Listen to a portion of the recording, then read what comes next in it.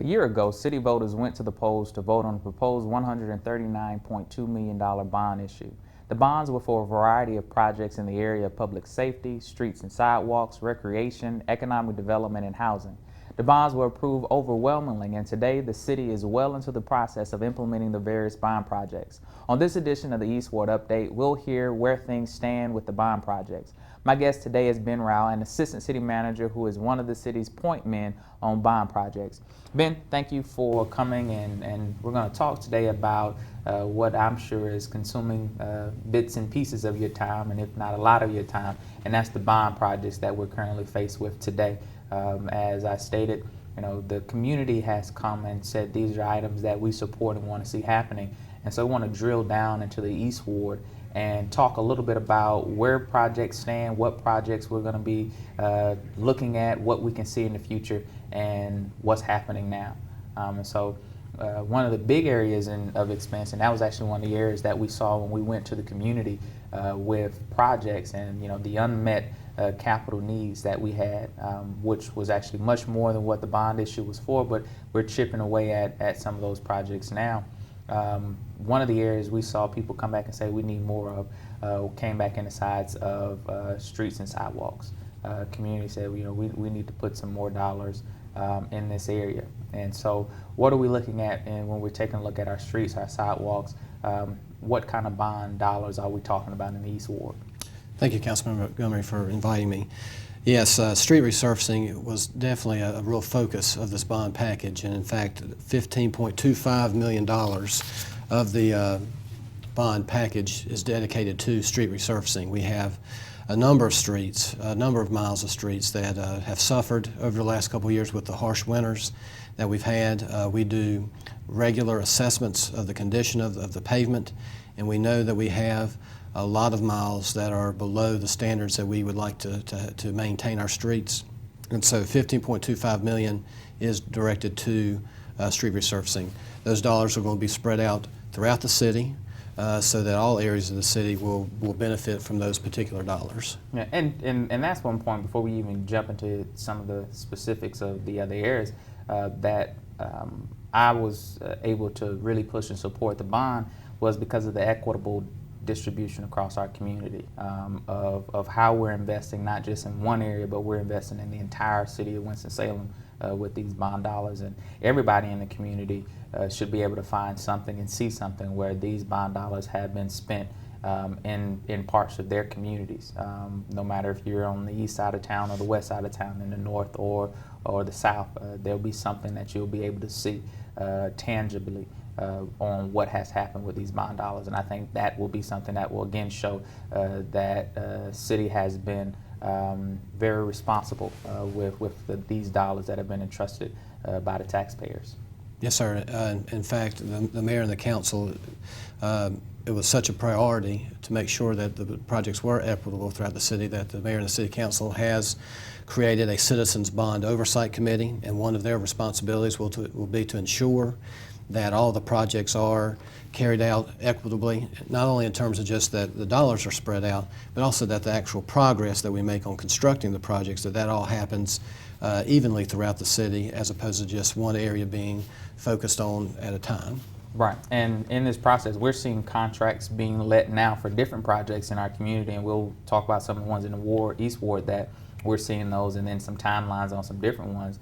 But even the fact of individuals having access to the contracts. When we talk about $130 plus million that are going to be spent in our community, it's a great opportunity to improve, have capital improvements in our community, but that is an economic boost also to the community that we're in as well, because there are dollars that are going to be spent. There are community businesses that have the opportunity to benefit from the contracts that will be led on these different projects, and you and the rest of the staff have been engaging others and trying to educate the community on how, if they have businesses that qualify for these contracts, how they can put in bids, how they can become prepared to access some of the contracts that exist on this.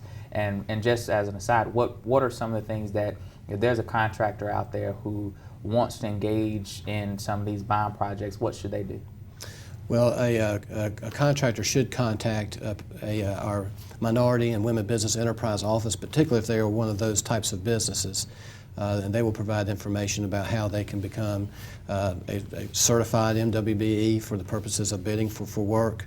Probably should also engage with general contractors here in the community, just to let those contractors know that they exist, and hopefully they'll be eligible to be subcontractors for some of these projects.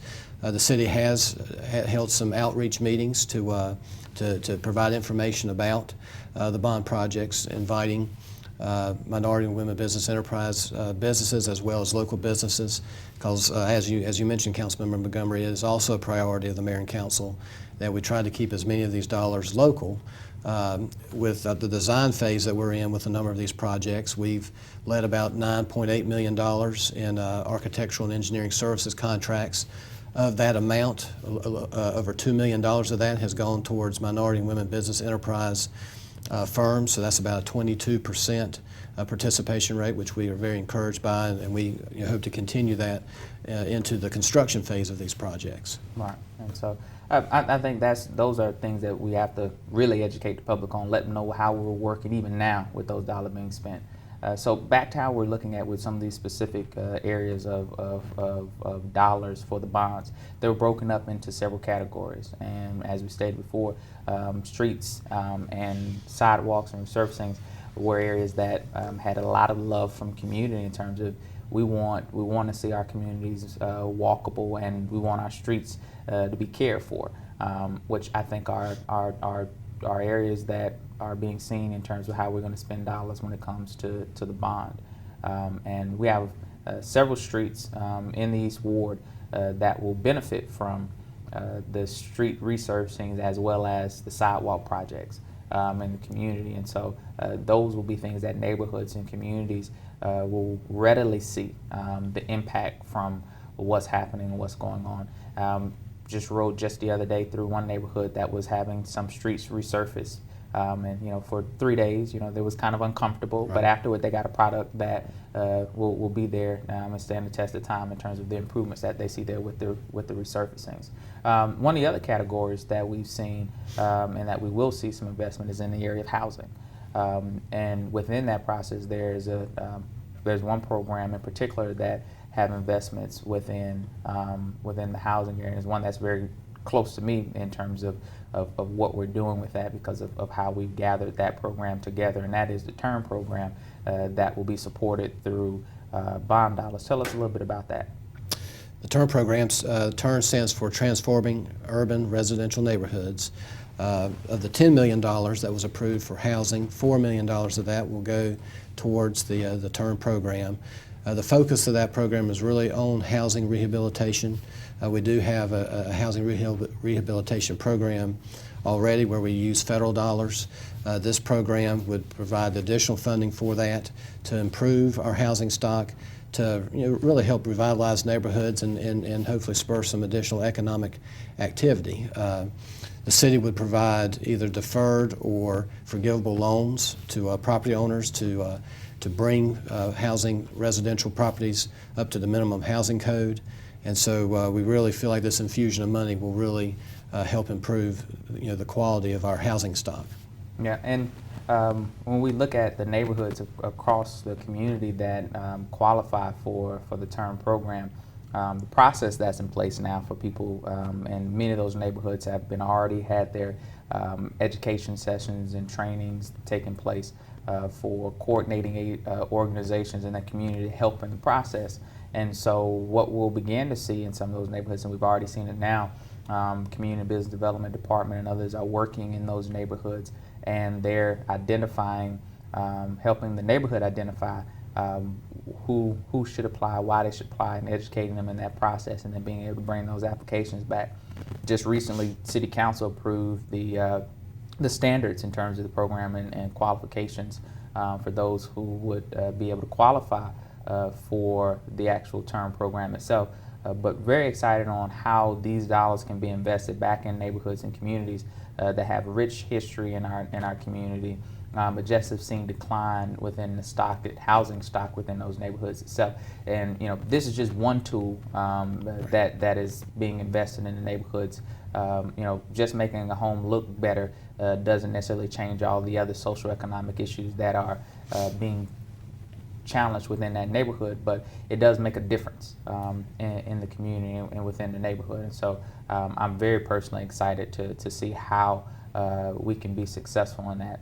One reason, because with the TURN program, it's neighborhood based and concentrated in those neighborhoods. And one of the reasons that I really talked to council and others about why we needed something like this was because a lot of our programs we have in place, but we kind of do them sporadically in different portions of the community. And the TURN program has the opportunity to be successful because you have a concentration of this investment in one area, in one neighborhood. And as we've seen in other parts of the community, such as downtown, that when you make that investment in a centralized location, it often has the opportunity to help spur more individuals. Without the public help, the private individuals sometimes will come in and begin to see some investment taking place. And hopefully that's what we see from TURN. Yes. And then on the other side of that, from TURN and the other housing dollars that are available, what kind of things could the community potentially see those other dollars being used for? The remaining $6 million we categorize as housing neighborhood development. And so some of the types of projects we've done in the past is we've done some single-family, new single-family construction supported projects that would involve that, or new multifamily construction projects. Also, just general neighborhood revitalization. If there's an area that is to be redeveloped, sometimes the city will partner with a developer and provide funding for the public infrastructure that would be needed for that area, whether it's roads or water and sewer, those types of investments. And so that $6 million will probably go towards those types of projects. And there are plenty of opportunities for those type of investments in the community as well. And so we talked about streets and sidewalks, we talked about housing. There are a couple other areas that the community have said they want to see investment in within the community, and we've set aside dollars, and the community has supported those dollars in those areas. But we'll talk about those in just a moment when we come back. And on those projects, there'll be particular projects we'll look at, from recreation projects and the Union Station project, and we'll be back in just a moment.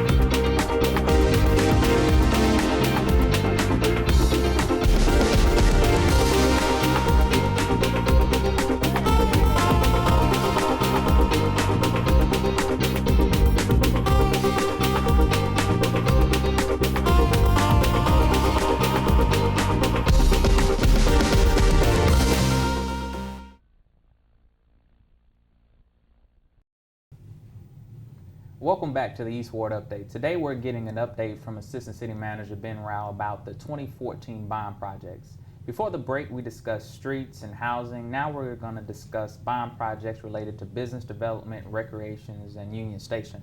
Ben, we've seen a lot of decline in some parts of our community over the years. Nothing that just has happened just overnight, but a lot of the things we're working to overcome have been things that have happened over decades.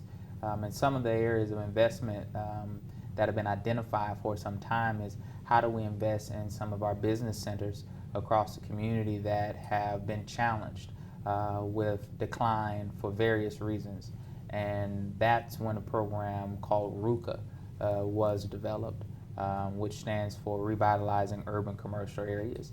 And in that process, there was a staff identified and looked at communities and talked to council members and others at areas that was in need of some TLC, and dollars been allocated now, I believe, third round of dollars being allocated for support of those commercial and business centers in our community that are in need of some assistance. Tell us about some of the history on that, and then where we are now with these bond dollars. Yes. So the economic development bond in the overall bond package totals $25 million. Of that amount, $2 million has been set aside for the RUCA program. This would be the third round of RUCA funding, and that funding would be focused on those areas where we do see some commercially depressed areas. And so the intent of those funds would be to provide investments to shopping centers and commercial areas to improve their facades, their public infrastructure, to help either keep businesses who are already located there, keep them in those locations, but also to attract more private investment to those areas, open up more businesses in those areas. Right, and we've seen some success. We've been challenged in some areas with that, but at the end of the day, the goal is how do we make all parts of our communities a community that has high quality of life, which means that you have opportunities for many different activities in your own neighborhood and communities, whether it's opportunities for grocery store, pharmacies, access to fresh foods. And oftentimes when you see some of these declined or depressed areas, you don't have some of these offerings. And being able to come back into a shopping center or a business place that has been challenged to this oftentimes may take a little bit more capital than you may have in a new shopping center or an area that has a little bit more life going on in it. So it takes a little bit more to make that happen. And these dollars help to offset some of those costs that individuals may incur in doing those kind of developments. And we look forward to seeing how we continue to invest those dollars. And on the other side of that, with the economic development bonds, other dollars set aside within there also have dollars that are available for property acquisition and prep for some type of business or business development and recruitment that we may do. Tell us a bit on how those could be used. Yes, of that $25 million, $20 million of it would be available for investments in either existing or new business parks. So, for example, the investments that the city has made over the years in the Union Cross Business Park in the southeast part of town, the assistance that we've provided employers like Caterpillar and Herbalife. These dollars could help provide some of the public infrastructure that could hopefully attract those types of employers to the city. And so that's a significant investment in those types of projects. Yeah, and we have two other areas that we'll spend some time talking about. We've seen some needs in our recreation facilities on how we invest in recs and parks to continue to, one, make them viable places for people in our community who want to come and enjoy recreational activities, and then how do we expanding those opportunities that exist. And there are a couple projects specific to the East Ward that are going to have some investments made into them that are going to improve the offerings that the community can see. Can you tell us a little bit about those two projects? Yes. First of all, the Parks and Rec Bond really is a combination of investments in new facilities, really trying to make real investments in improving the quality of life, and then also really investing funds to maintain a lot of our existing facilities. But a number of years ago, the mayor and the council approved some master plans for some of our larger parks in the city. In particular, in the East Ward, we have the Winston Lake Park master plan. And so the bond package is funding what we're calling the first phase of that, was really as an investment in an aquatic facility at Winston Lake Park. It'll be located right now where a ball field is located there off of Waterworks Road, kind of across from the Ray Agnew football fields. Just really a multi-use aquatic facility. You'll have a 6-lane, 25-yard swimming pool. You'll have a 600-foot lazy river facility. You'll have water slides and spray equipment, as well as a 3,500 square foot bathhouse. And so we're very excited about this project and what it means in terms of providing those types of amenities to that part of the city. Very much, very much. And then we also have the Sedge Garden Recreation Center. And there, what can the people in that community expect to see happening? Yes, our plan is to construct a new gymnasium onto the Sedge Garden Recreation Center, so it'll expand the program offerings there at that center. That area is kind of one of our more recent members of the city of Winston-Salem, and at the time that we had talked through annexation plans with that part of the town. Part of the plan with Sedge Garden Recreation Center was to provide that part of the community a gymnasium, and these dollars will go towards providing that. All right, and again, that goes back to the point of making sure that every part of the community is able to see tangibly what's happening with their tax dollars. And that investment at Sedge Garden Recreation Center, I think, is going to go a long ways to expanding the offerings that individuals in that area and community are able to see taking place.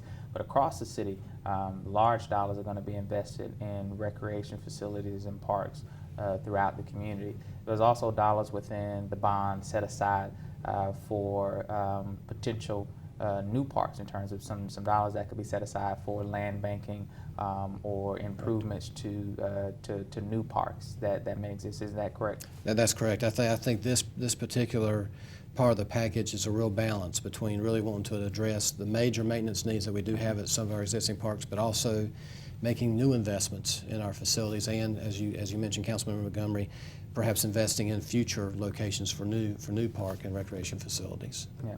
And one other area within the bond where we see buildings being attended to or expanded in some areas is within the public safety area. That public safety will see a grant investment through the bond dollars as well, where we'll see investments in the current public safety building, the Beatty building, and then what we're also going to see in terms of investments of our district offices. Yes. that will be put into play. Tell us a bit about that. Yes, the city will be investing in 3 new police district facilities. One will be located off of Walltown Street. The other one will be off of North Point Boulevard, and the other one off of Stratford Road in the southwest part of the city off of Winter Haven Lane. Those facilities are meant to really get our police personnel more into the community. Those patrol divisions will be located there. They will report there rather than coming into the public safety center and then deploying out to the city. So our intent is to really increase the opportunities for more engagement with the community by having our police personnel located in these district facilities. All right. And the particular facility that's going to be located on Walltown, which will be the District 2 offices, the same offices and officers that will be working within the East Ward. And so we're excited about the fact that we've had the groundbreaking already for that one, and we begin to see how that moves forward as the first district office that'll probably be in function before any others in the community. And then investments that'll have to take place at the Public Safety Center for space reasons, and then the continued improvement there at the Beatty Center and the investment that will happen there. One item that individuals will see work on, well, actually 2 items, but one that's more so that lies in the East Ward. The 2 items are the Convention Center and Union Station. They were originally a part of the bond discussion, but there was a decision made to use other means to help fund some improvements to take place on those 2 projects. Union Station, which is in the East Ward, will see about $18 million worth of investment being made in that project. And tell us a little bit about that project, where we are, and what people can expect. Yes, yes. The Union Station project, the city has issued what are called limited obligation bonds.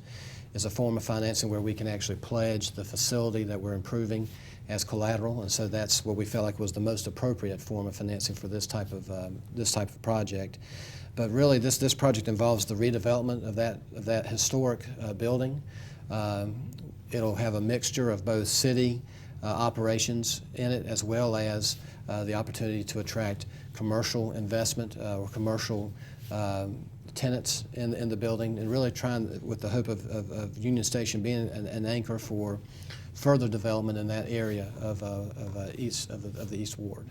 All right, and what we will see taking place there at Union Station is an opportunity for, as you said, the adaptive reuse of a property that has great historic bones to it, great historic meaning to the total city of Winston-Salem, and then has the opportunity to be a catalytic project within the Martin Luther King corridor.